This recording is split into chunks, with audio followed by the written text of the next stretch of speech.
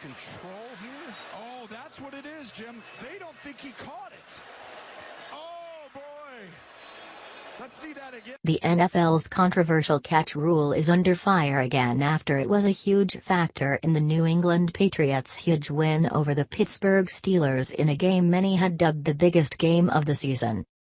With under 30 seconds to go, Steelers tight end Jesse James appeared to catch a potential game-winning touchdown pass.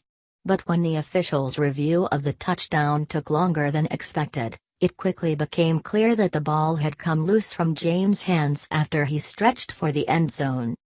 According to NFL rules, this is a cut-and-dry incomplete pass as the receiver must control the ball all the way to the ground. After the game and during NBC's Football Night in America show, former NFL head coach Tony Dungy perfectly explained to host Dan Patrick why this rule is so frustrating for so many football fans. "This is absolutely the right call based on the rule," Dungy said.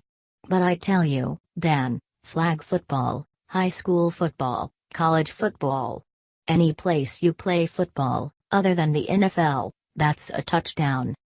In other words, the NFL is now playing a sport that is different than every other form of football that fans are familiar with. While many point to the controversial Dez Bryant non-catch during the 2014 playoffs, Dungy went on to explain that the NFL's overly complex catch rule harkens back to the famous Calvin Johnson non-touchdown during the 2010 season.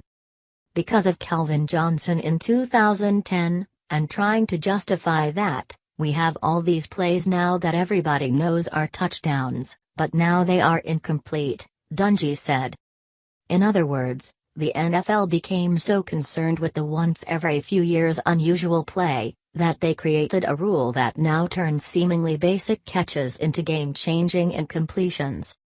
Here are Dungy's comments, via NBC. Okay, let me go back to the non-touchdown, Jesse James. Now, we're watching it, and at the moment we thought it was a touchdown. Then you guys both watched it and said no, it was the correct call. Let's say this is absolutely the right call based on the rule. But I'll tell you, Dan, in flag football, high school football, college football, any place you play football other than the NFL, that's a touchdown.